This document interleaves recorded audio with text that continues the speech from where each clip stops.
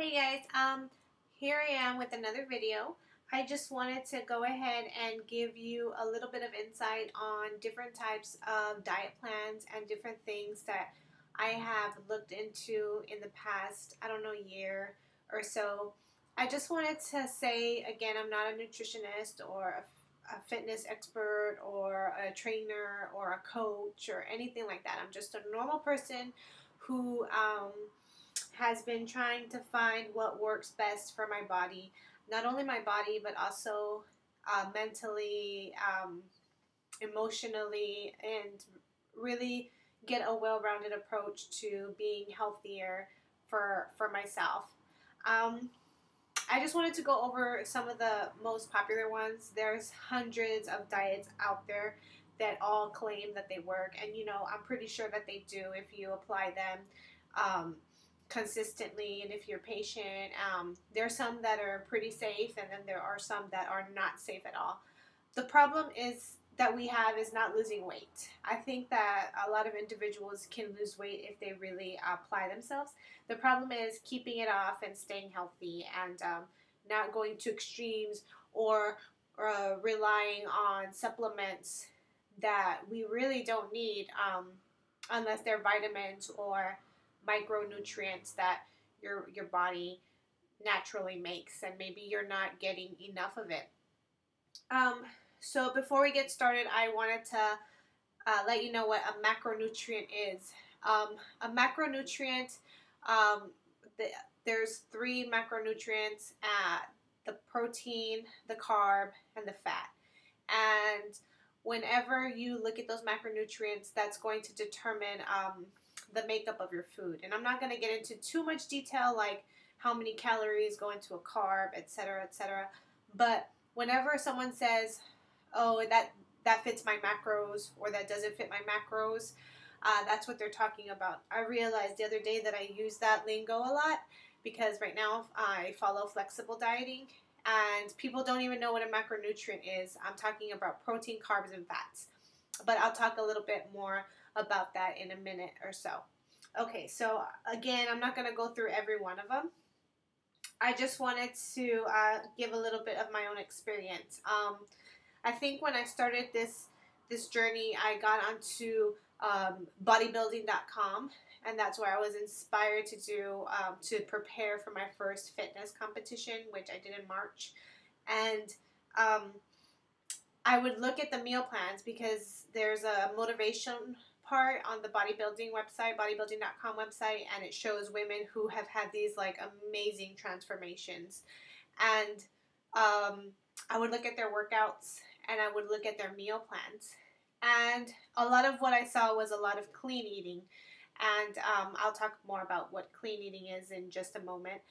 But these meal plans were clean eating, and I thought, wow, that's, that's dedication. That is so difficult, and it is. I mean, it's very difficult to not have any processed or refined foods, especially when you're so used to it.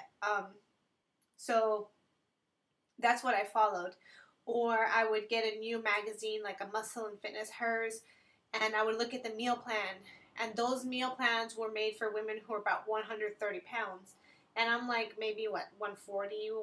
At the time, I was probably closer to 150. And that was inappropriate for me because the way I think the best way to diet down is to diet down slowly. There's no reason to push yourself to very low calories, especially if you're working out every day, if you don't need to. If your body is responding to a high amount of calories, then that's good. You don't want to diet down too low. So, I was really confused. Sometimes I still kind of get confused, but I'm just doing what works for me. What works for me physically and mentally. Because remember, I used to get tired of hearing people say it's a lifestyle change, and I would think, well, summer's in like 4 weeks, and I really need to get ready in 4 weeks. Well, unfortunately, that's not the way it works, because you can lose the weight for sure, but it's going to come back if you don't maintain it. So I was, this whole time I've just been searching for a happy medium, a balance, being able to train and follow some sort of nutritional plan that's going to be appropriate for my needs. So I hope this helps. I know that sometimes these videos get a little long, but you know, I've read a lot of articles. I'm not an expert at all, but I thought maybe it can help decode and avoid a lot of the mistakes that I made while trying to adapt to a healthier lifestyle. And I am by no means healthy. I can be healthier, and I probably need to add more micronutrients, which are your vitamins and minerals that we get from our food. I could certainly add more of that into my system, maybe through a multivitamin. But I'm better than what I was a couple of years ago, and I feel a lot better. So let's get started. So the first thing that anyone will tell you is calories in versus calories out. Basically, your body needs a certain amount of calories to function, and that is to perform the daily tasks. Like if you have a manual labor that is pretty intensive, then you're going to require more calories. So if you sit at a desk job, then you require less calories. One of the issues that I didn't realize with this was if you put in your information to like MyFitnessPal and you say like, oh, I want to weigh this much, it's going to spit out a number at you. But these numbers are not based. Usually people, yes, they want to lose weight, but the term that you hear a lot is like, oh, I just want to tone up. Some people, maybe they don't have too much weight to lose, but they want to, become more shapely. Well, reducing your calories you're going to lose weight by reducing your calories if you're doing it correctly.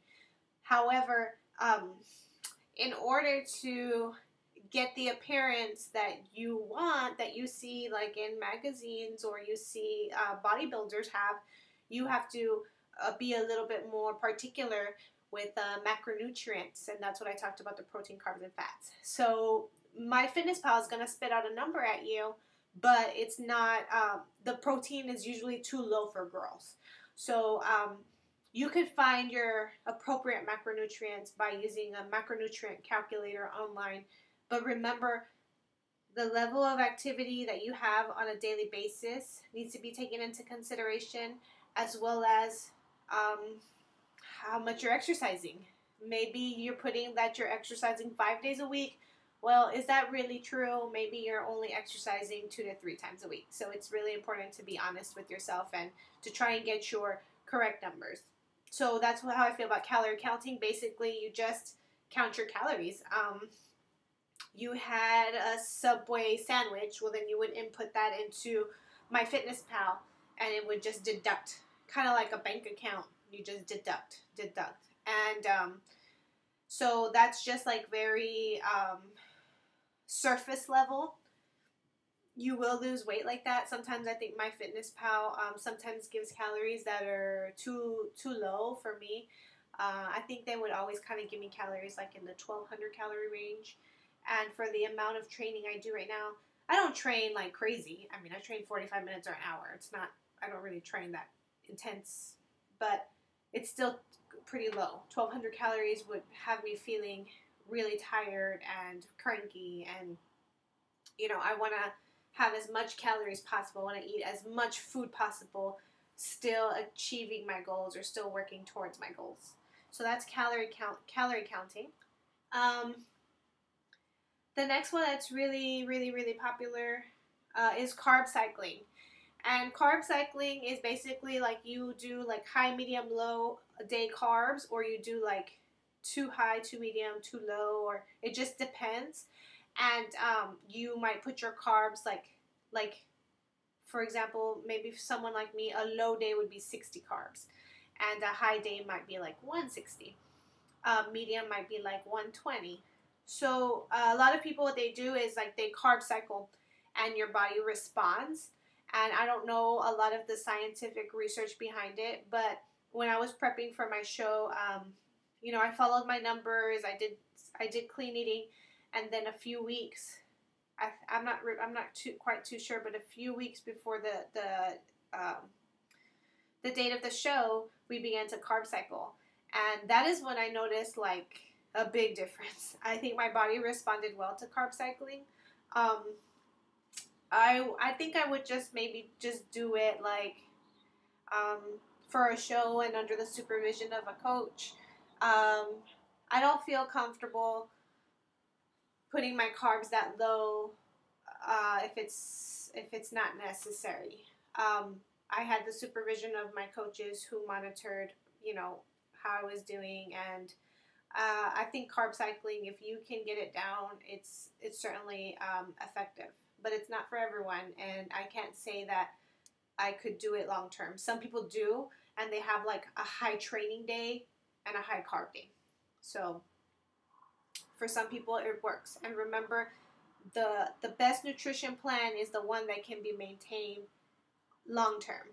So if you can't maintain something long term, then maybe you should try and find a different plan. And that's why the only shakes that I have are protein shakes. If you want to do like a shake from a company, that's fine if you want to incorporate that into your diet, but it shouldn't be your sole source of nutrition. Like those resets or those ultimate resets, great. You want to jumpstart, you want to, you know, jumpstart your healthy lifestyle. That's great. I mean, I've done it before, but really and truly, what's gonna make a difference is changing your eating habits long term. Okay, so I did calorie counting. We did carb cycling. The next one is gluten-free, going gluten-free, and I would recommend reading Grain Brain. I haven't even finished it. But there's like a lot of research has shown a lot of associations between gluten and many illnesses. So for the longest time, I thought that I was gluten intolerant. I noticed that every time I ate bread or I ate something with gluten, I would get a rash on my face. I became very sick. After many tests and many tests, it turns out that I'm not. So I was really excited because I love pancakes and I love bread and I love granola and I love all things bread. However, I know that I shouldn't have it so often. The problem with going gluten-free, unless you have a medical condition, is that you can become gluten sensitive because you remove it from your diet completely, and then the moment you have some more, you start to get digestive issues. So unless it's something that you really want to adopt, unless it's something that your doctor says that you have to do, it's up to you. Personally, unless my doctor says I have to do it, I'm not going to do it. I think that I like bread, and I think that I like, you know, a lot of products that are made with gluten. I understand that they're processed, but I think everything in moderation is okay. So I'm going to continue having it. And gluten isn't going to necessarily make you lose weight or gain weight. I mean, it's still about calories in, calories out. So it's not about not having gluten. It just so happens that many carbs have gluten, so that's why people lose weight when they go gluten-free. Okay, the next one is intermittent fasting. If you're interested in that, I would recommend looking up Sarah Solomon. She's a writer for bodybuilding.com. She's a contributing writer. And intermittent fasting is fasting. You could do it different ways. You could eat all at once, save all of your macros. You can eat just 3 times a day, because a lot of people who do bodybuilding have adopted you must eat 5 to 6 meals a day. And that's not necessarily the case. With intermittent fasting, I think it's good for people who are busy or who want to save their calories. Personally, I can't do it. I do it like on the weekends. I think on the weekends I have 2 to 3 big meals, And during the weekdays, I have 4 to 5 smaller meals because that's what fits my schedule. And on the weekend, we tend to be with family and friends more often. So I try and save my calories for spending time with my family and just be cognizant that I know I'm going to have a big meal for dinner. So maybe try and do a healthy breakfast, healthy lunch, something light, and save my carbs and fats for dinner. So that's intermittent fasting. Again, Sarah Solomon, you can look her up, and she's got a lot of interesting articles on that. Okay, so here are the big two. I'm already on 15 minutes. I'm sorry. So if you saw this whole video, congratulations. Clean eating. So clean eating has a good and a bad reputation. Clean eating, does it work? Certainly. For sure. It totally works. Clean eating is when typically used by bodybuilders or anyone who's into fitness or anyone who's just extremely healthy. Maybe they do all organic. Maybe they don't use any processed foods, any breads, anything that's been processed. They try to stay away from. Clean eating would be a typical day of clean eating would be egg whites and oatmeal for breakfast, a protein shake as a snack, almonds as a snack. Maybe for lunch you would have chicken and broccoli. For dinner you would have tilapia and asparagus and sweet potato as your carb, and sometimes rice, and then you do it all over again. So you can see how eating that every single day can become really, really boring. And clean eating, I think for our prep, we did like moderate clean eating. Like we followed numbers, but we, most of the food was clean. And I think when you do it, like for a prep, maybe a couple of weeks out, I'm not sure. It just depends on your coach. I think people try and stay away from the yogurts, the cheese, the milk, the cream, breads, all of that, because it takes longer to digest and go through your body, and maybe things with a lot of sodium or things that have been processed, they just stay in your body longer, so it looks like you're kind of bloated, but you're just bloated. It's not really your body fat. I don't know. I think that clean eating, it just depends. If you can do it and if you like it, why not? Go for it. I've realized through this journey that I'm a big time foodie. That means that I love food. I love all kinds of food. I will go out of my way to make something the way that I want. Like if I have to go to 2 or 3 different stores, I'll go to two or three different stores. I like to try new restaurants. I love international food. I love food. So for me, clean eating was not the choice for me. Not long term. And, you know, it was really hard for me because my mom is a wonderful cook. My mom is an amazing cook, and we also spend a lot of time with my in-laws. And I just, it's not that they overfeed me or anything. I just don't like to say no, because I know that when someone prepares food for you and they do it out of love, and I'm not eating because I emotionally need to eat. I just, I want to enjoy it, and I want to spend that time with my family. So for me, clean eating, I'm sorry, but I can't do it 100%. I can do it like 70, 80, more or less, but not 100%. And I'm just being myself, and I'm being honest that it's not for me. So if you can do it, that's amazing. Good for you. So the next thing that I'm going to go over is flexible dieting, better known as If It Fits Your Macros. And it has a really bad reputation because on Instagram and Facebook and every social media you can think of, when someone puts it's IIFYM, If It Fits Your Macros, it's usually like hashtag, and then it says If It Fits Your Macros, and it's like a pizza or ice cream or candy or something that typically someone who's dieting wouldn't have. And It's just flexible dieting. I think that people, when you flexible diet, you figure out what your macronutrients are going to be by using a macronutrient calculator based on your physical, what you do physically every day. And you could go on a cut, a maintenance, or a bulk. Sometimes people try and do a bulk so that way when they cut, they're more bulked up.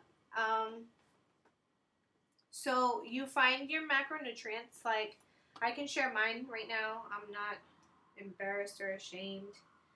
So, like, for me, I'm on a cut, and I'm not on a faithful cut because I have like one or two. I probably 1 or 2 days I probably go over my caloric intake, and I don't meet my macros perfectly.